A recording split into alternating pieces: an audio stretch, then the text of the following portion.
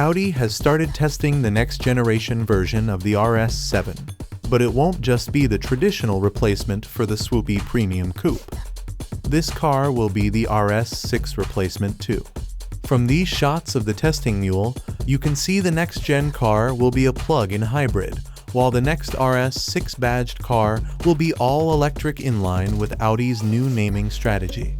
What you can't really tell from these shots is how the next RS7 will look. This is a modified A6 body, but you can tell it's got sporty underpinnings thanks to some obvious signs.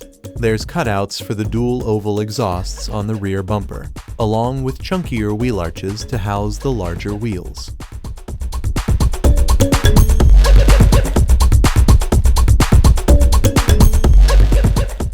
The standard Audi A7 Avant has been spotted testing though, and this gives you a much better picture of what the RS7 Avant will look like. The design up front is pretty similar to today's A6, although the grille is a bit wider, and there are some sleek new headlights. The rear end appears to have had a more significant makeover. You can see the full-width light bar across the tailgate with a slim LED strip hiding the indicators. The basic overall silhouette is just as sporty as the current A6 Avants though.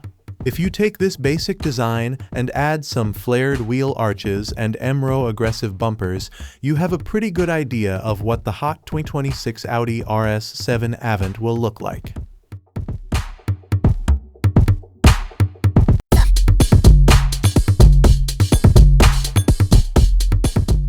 It's not the most obvious thing to see with the camouflage, but you'll be able to spot two filler caps, one either side.